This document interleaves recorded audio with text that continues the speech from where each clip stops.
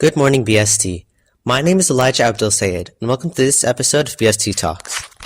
Hello, Cowboys. I'm the co-host of this podcast, Adrian Roybal. Today's topic, Teachers' Tips for AP Tests, Part 1. Today, we will be interviewing the BST history and English teachers to give you tips on how to study well for AP tests in general and for their specific classes. First, we will interview Mr. Rogers, a BST history teacher. When do you recommend students start studying for AP tests, and why then? So honestly, I've suggested that students study really all year.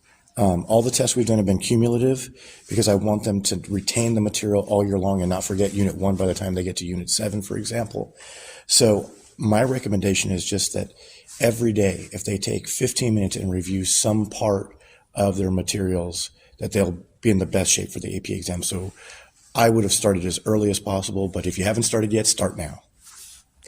What do you recommend students study for your specific subjects? All right, so for both of my classes, both AP Human Geography and AP European History, there's a couple of things. One, in our AP classroom, I have set everybody up with resources since the beginning of the year.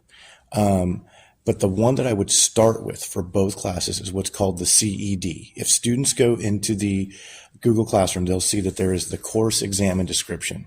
And for human geography, it's going to lay out, here are the major concepts that you need to know. And if the students know those major concepts, then they're going to be golden on the AP exam. Same thing with AP European History. I've put a copy of the CED that's easy for them to understand in the Google Classroom. If they start there, then they're going to see exactly the major concepts that they need to know. And then beyond that, again, I would just recommend that for my human geo students, they use their notes, they use the Mr. Sin videos, they go back and look at the Kahoots that we've put in the Google Classroom. They look at the activities that we've done, review some of those. That'll give them great examples that they can use on their FRQ portion of their exam. They should look at the practice FRQs we've done in class. I've had them save that in their human geography folder all year. And so I feel like if they use those, they'll be able to see, again, what's required in all of my FRQs, where have I gone well in the past, and where do I still need to tweak things. For my Euro students, same exact idea, that they should be looking over their notes, obviously, that they should be looking at their writings that we've done throughout the year as well, and all the commentary I've made on the writings, so that they know, for example, in Euro, if they're struggling with contextualization, this is something I need to focus on and work on. If they're struggling with their thesis writing, this is something I need to focus on and work on. So they can look through the activities, their notes, and their practice writings. And if they do all that along with the review, the organized review I'm going to take the students through in both classes in class, then they should be golden. What do you think that the most difficult part of the AP test is, and how do you recommend that students persevere through that? So honestly, the hardest part is the stress. I'm very confident that my students know the material and understand the material well enough to pass these exams. But of course, the time comes and they feel the pressure and they feel the stress. And so I think the biggest thing is just to go in confident and knowing that they know the material, and to treat it almost just like any other test. Study to the best of your ability, but go in confident. And again, I'm going to be doing things in class as well to help encourage them and that sort of thing. Because I think the hardest part is that stress level, and then the stamina as well, because they're going to be sitting in a room for 2-3 hours taking a test. And so it's just the practice of maintaining that focus and that confidence. How do you recommend students study for AP tests? So I already kind of went over how they would study for my particular classes. I would just say, again, we're going to be doing reviews within the classes, and for each different subject, for each different teacher, they probably want to find out exactly how that teacher would want them to do it.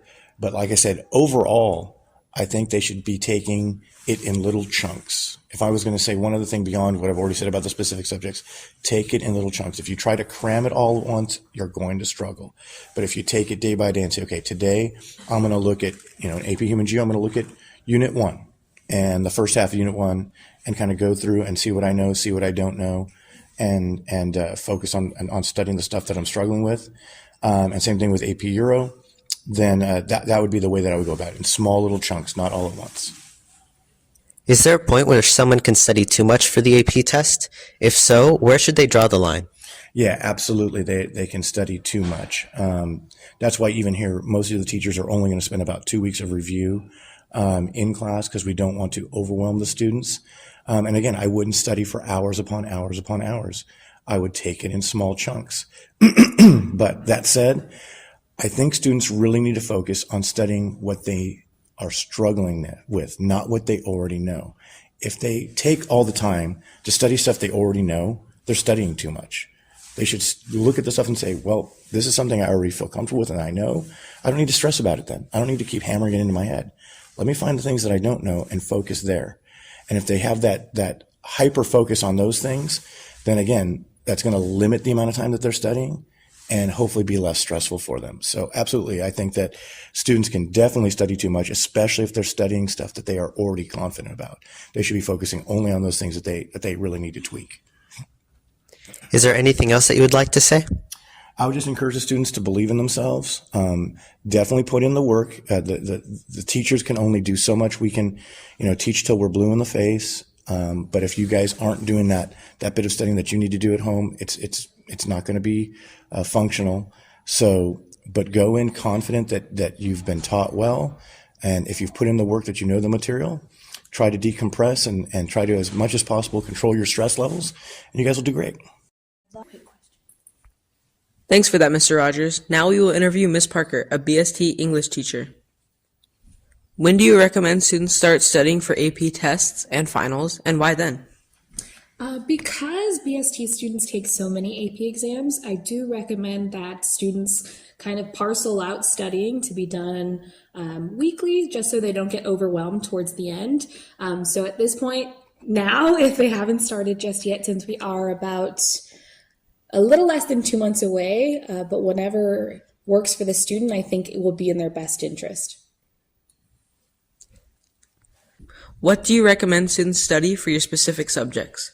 Great question. So I teach AP Seminar, which is an unusual course in the way that students complete performance tasks all throughout the year that they submit to College Board.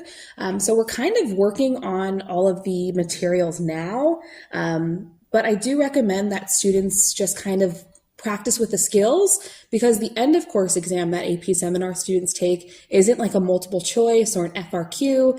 It is pretty much 2 long form essays where they are given text the day of, and then they have to find a way to kind of incorporate, flesh out, and also synthesize the materials that they're given. So I do just recommend students practice with being able to explain the relevance and credibility of sources, and being able to kind of parcel out the line of reasoning and the connections between the sources that they're going to be given, which are skills that we practice all throughout second semester.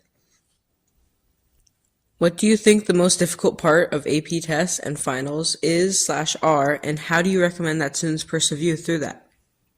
I think the most difficult part of the AP test might just be the mindset aspect. It is a long exam for pretty much all of the different tests. So sometimes having to sit in that setting of like being just testing for 2 hours, 3 hours straight can be pretty daunting. And it can be something that's pretty hard to overcome, especially if people have like test taking anxiety, which I know I did when I was in high school. So my recommendation is just make sure to check in with your teachers for help and assistance in advance. And I know a lot of the BST teachers in preparation for their AP exams have kind of mock exams. So I do recommend students attend those. And again, as for seminar, since it is an unusual course, I just recommend them checking in with me and seeing if there's any help I can offer in terms of just being more confident in test taking. How do you recommend students study for the AP tests and finals? I think students should study for the AP test and finals, again, as I mentioned, in chunks, so that it's not so overwhelming towards the end of like cramming for everything. So if students haven't started studying now, I'd recommend maybe just taking like an hour a week to just kind of go through the materials, especially if it is a course that is going to need some memorization of the different concepts. So if it even is just an hour a week, I think that would be a pretty good benefit to students. Is there a point where someone can study too much for the AP tests and finals? If so, where should they draw the line? Oh, definitely. I think there is too much studying that can happen. And as I mentioned, sometimes it is kind of tempting to cram towards the end. And I think that kind of psychs a lot of people out because now they have so much information on the front of their mind that it might get kind of jumbled or confused. So I think students should take the maybe 2 or 3 days prior to the test, study a little bit, but kind of just set it to the side if it's needed, just so they can kind of have a brain break and not be so overwhelmed or feel like they are cramming to prepare. And again, I think they should draw the line of just being like the day before test, take that day off, do something that you enjoy, and then not worry too much. You have the information that you need, so just make sure to utilize it, but don't overdo it. Is there anything else that you would like to say? The only thing I have to say is just do what you need to do. You are all so capable of passing your AP exams, especially in the work that I see each and every one of you do in my class. And I'm sure you're going to do just fine in your other classes as well. So again, just make sure, ask your teachers for help, see if there's any study opportunities or practice exams that you can take just to kind of feel a little bit more prepared, but also just take time for yourself. Make sure you're doing something fun the day before, the day after, to make sure you're not overwhelmed and that you're just ready. Thanks for listening, guys. Tune in next time for a new episode. Teachers' Tips for AP Tests, Part 2. And remember, be your best at BST.